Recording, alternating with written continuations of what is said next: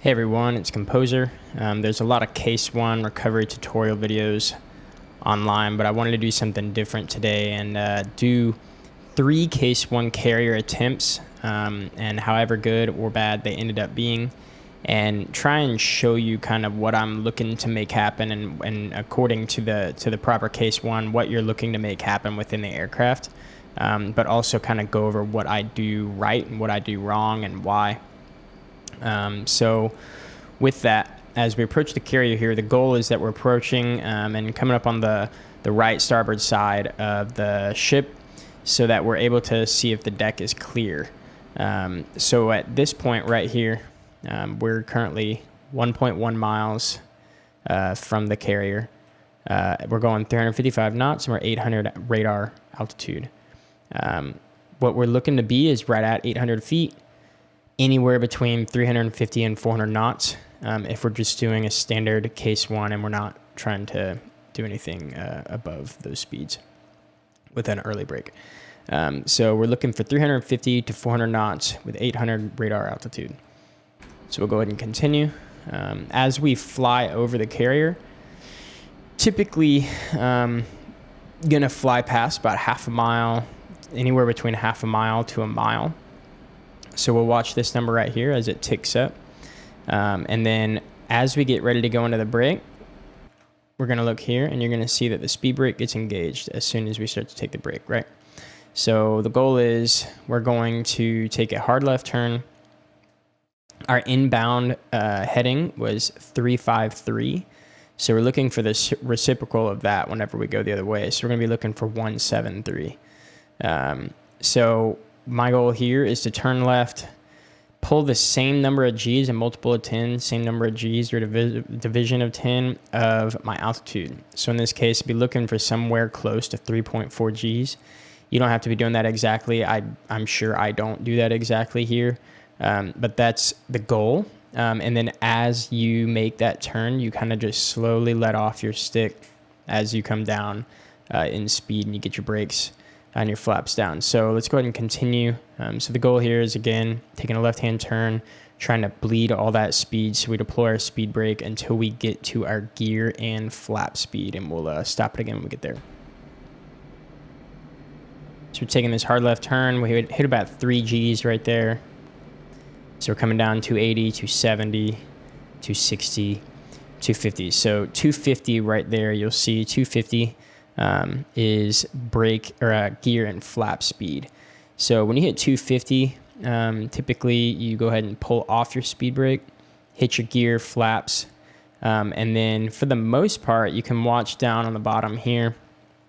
I'll stop pulling more than likely fairly soon, and I let the actual flaps being deployed actually cause the nose of my aircraft to get me around the rest of the turn, and that's kind of how I personally end up at the right Abeam distance, which we're shooting for anywhere between 1.1 to 1.4, 1.5 miles Abeam the ship. I try my hardest to get at 1.3 every time so that I can have the same degree bank on the way in. We'll get to that.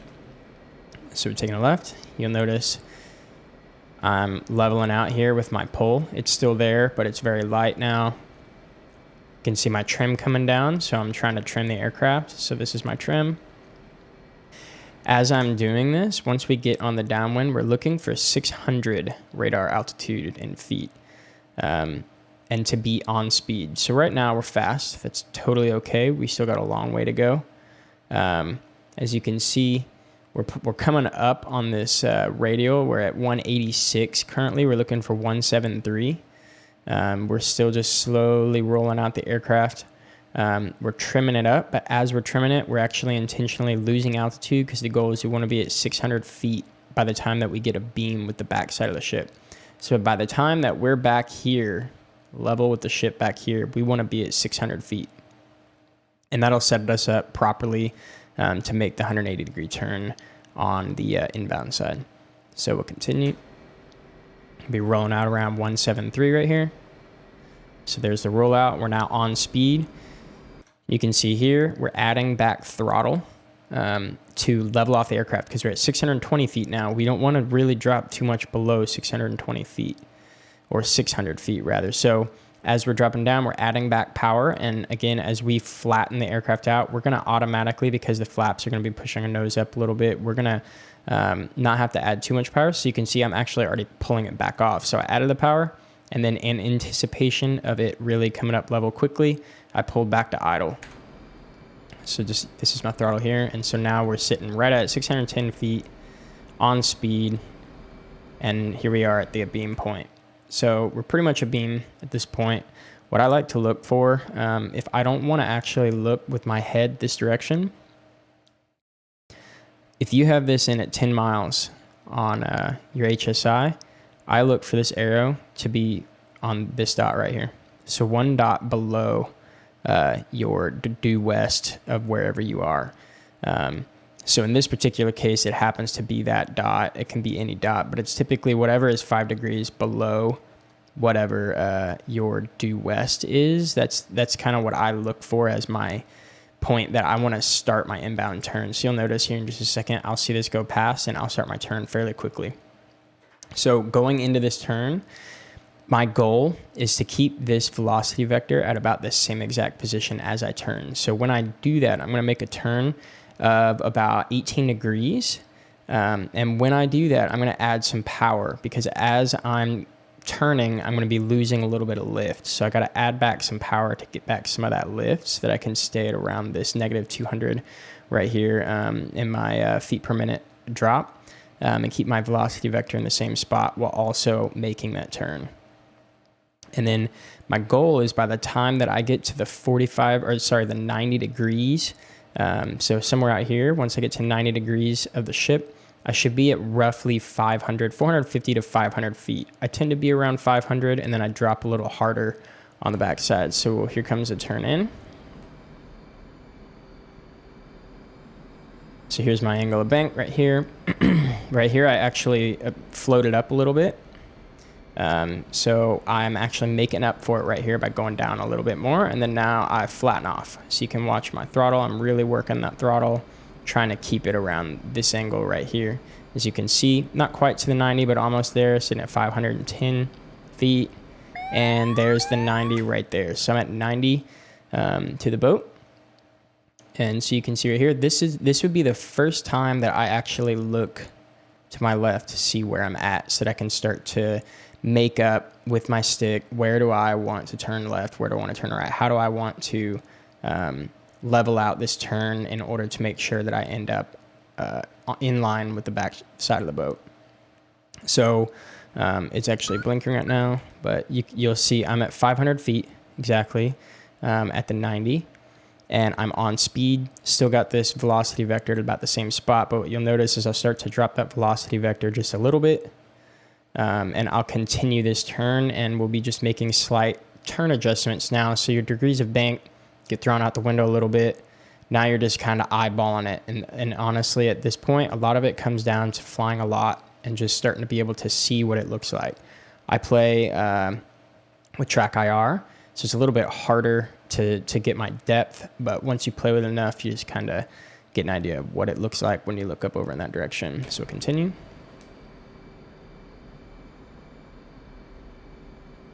So I'm making, I leveled out a little bit. Now I'm taking even a harder bank. And here in a moment, the meatball is going to show up, and I'm going to get an idea of where I'm at. So I'm a little bit below glide slope. So I'm going to add some power, take a little bit harder turn in now that I've lined up. So I'm slightly right. Put my, you'll see I'm slightly right on line up. So I'm putting my velocity vector right in the middle of the runway. And the reason I would do that is because if you actually want to line up and fly with the runway, you typically put your velocity vector right here in what's called the crotch, which is this little angled area of the deck. And the reason is because this ship is actually traveling this way. It's not traveling this way, it's traveling this way. So you have to actually line up right of the runway with your velocity vector if you want to stay in line with it. So in this case, I put my velocity vector right on that runway because I'm thinking that if I put it there, I should be able to line up, and then I'll just give it a slight right pop right before I get down, right up above the deck, and I should be able to straighten myself out. So we're watching this meatball. a little bit low. But now you'll see we get this velocity vector right here in the crotch. So what I do wrong here is, that was weird. So what I do wrong here is I actually add a little bit too much power. And so what I ended up having to do is correct a little bit there. But it looks like I got a 3-wire on that one. And so we ended up scoring a 70 out of 75. What we did do wrong there, so we had a pretty long groove time, meaning we came in just a little bit back behind the boat too far. So our turn-in time, if you remember when we were saying we were going to turn in, we turned in a little bit late. And we ended up flattening out our turn a little bit too much, which caused us to be too far behind the boat. But overall, that was a pretty good attempt. All right, so we're going to go straight through without pausing on this one. On this particular run, I believe I get a 4-wire, and we'll get a little bit of an insight as to why that might have been. So again, right of the carrier, currently 1.5 miles out, sitting at 800 feet, 355 knots, looking between 350 and 400, so we're looking okay. Making sure and looking down. Deck's clear.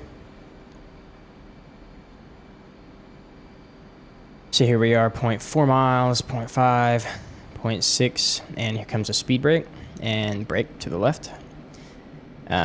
Quick thought, when I'm doing that, I'm actually making sure to lock my HUD. I'm caging my HUD so that I can keep vision of it. So here we are at 250 knots. Gear and flaps are coming down. You can watch down here, my trim's coming down, my pole is backing off. Remember, we're looking for 173 at the top here. This is a little jerky there. So we're at 660 feet, maybe got a little bit pulled up there. So we're making those corrections as much as we can. But look right here, we're at our beam distance. So I'm making up for it as much as I can in this case because I saw that I was high. So I went ahead and tried to drop myself to where I felt like I should be. So I'm now at 580 feet, and now I've got that velocity vector sitting at the right spot. Making all sorts of throttle adjustments here, trying to make sure that we're keeping it in the right spot. We're looking again for 450 to 500 feet as we hit this 90-degree point. So here comes 90 degrees. We're sitting it right at 500 feet. So we're taking our first look to our left, seeing where we're at. Okay. Notice we're keeping our bank the same. Now we're getting a little more bank in there. We're seeing that we need to get over a little bit. Straighten it out. All right, so we're right on the meatball currently, but as we come in, notice I went idle there. Whenever you flatten your wings, you tend to gain some altitude, so I had to pull off here.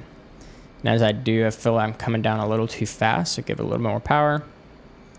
And then now we're below, so I give it a little bit of power here, and as I do, it causes me to float right there. I hit a little bit of a float spot, and as I did, you'll see, just caused me to float in just a little bit more than I meant to. So I ended up with a 4-wire. Overall, not a bad attempt. It was just a little bit of a power management issue there at the end. But 4-wire, we're safely on the boat. All right, here is number 3. We're going to be not pausing again, just going quickly through this. So again, 350 to 400 knots. That's what we're looking for, 800 feet above the ground, above sea level here, but using our radar altimeter.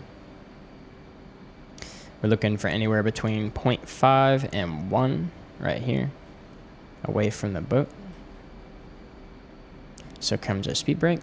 Hard bank left. There's definitely an overbank, and we dropped up quite a bit of altitude here because we're trying to stay closer to 800 as we take this turn, but it's okay because we're looking for 600 on the downwind, so it's no problem that we lose some altitude here. Gear and flaps are down. We're below gear and flap speed. So doing that, you can see the trim start coming down. Again, we're looking for 173 degrees on our heading. Starting to straighten out. We get straightened out just a little bit early here, so we're still bringing it around 650 feet. 630 feet, 620 feet. Added a little bit too much power there, so I had to put in, you can see here's some forward stick to fix that, and we're already abeam. So we're at 610 feet in abeam. Here comes our turn in. So we're keeping that velocity vector right there. We actually did not make up for the fact that we were a little bit high, so we'll see how that plays out.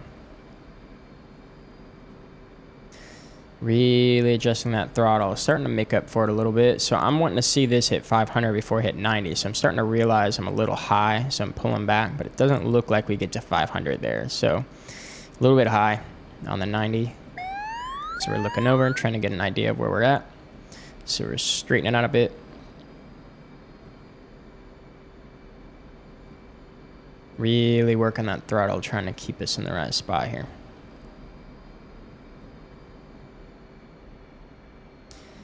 So right on the meatball.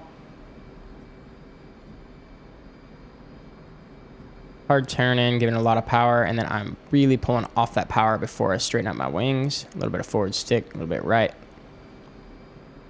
Now we're low, so we're adding some power. And then now we drop it back down. So now we're trying to just keep that glide slope all the way in, and what ended up happening there, just added a little bit too much power there at the end. Tried keeping it in the crotch for too long and just didn't let that glide slope stay down. So ended up with a 67, but hey, we're on the ship. Well, that's it, guys. I hope this was helpful. I figure sometimes it's nice to be able to see someone else's control inputs and kind of hear what's going on in their head. So I hope this is helpful. Please leave a like, comment, subscribe, whatever you'd like to do just to support. Thankful for you guys. Appreciate it. See y'all next time.